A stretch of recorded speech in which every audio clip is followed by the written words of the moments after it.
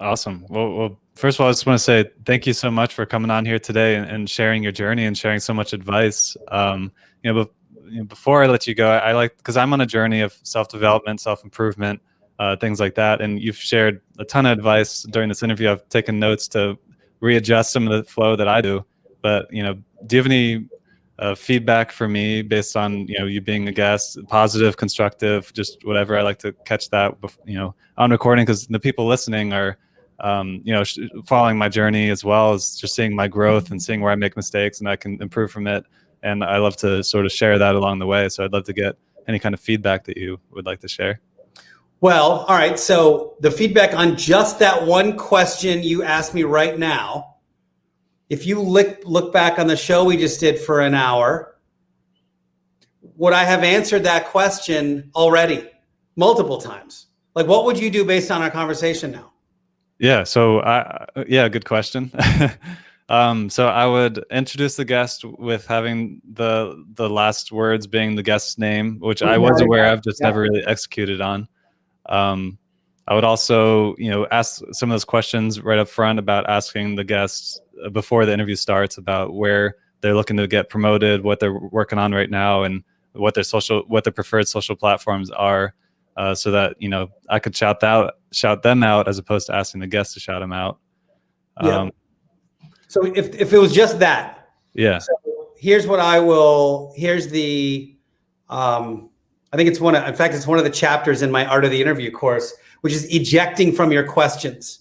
Just because you have a question written down doesn't mean you have to ask it, right? Sometimes it's a time constraint. Sometimes the question's already been answered, like in this case.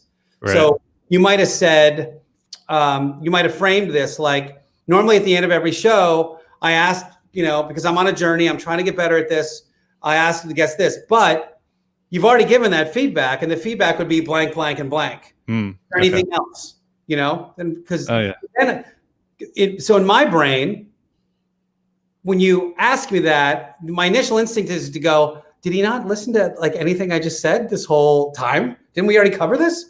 But I know that's not like wasn't with ill intent. I wouldn't think of it like that. Yeah. But that would be a major thing, being able to eject from your questions because they've already been answered. I was on a show once. That's great. We'd done an hour. It was great. We had this killer, flowing, amazing interview, right?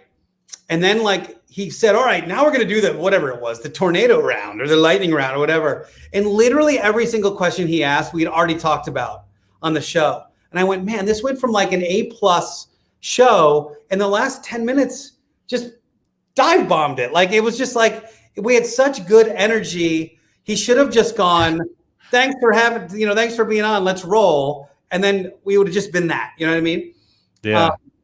So being able to process the information that you're getting as a host and go, oh wait, I think we've already covered that. We don't need to, I'll skip that one. And maybe you've done that already, but otherwise just that preparation is really the key. If for a podcaster who's doing any kind of interviewing or any interview whatsoever, to have that information in front of them is great. If you want great interview techniques, Sean Evans from Hot Ones is a monster. And I don't know, he does so much research on his guests that he digs deep. And then off camera with Sam Jones. Sam is a crusher when it comes to interview questions. Like, he deep dives, and he's been with these guests a lot of times for a really long time. Like, they've been in the same industry. And so he just asks these rich questions. And then my other current favorite is Dax Shepard. Dax Shepard does Armchair Expert.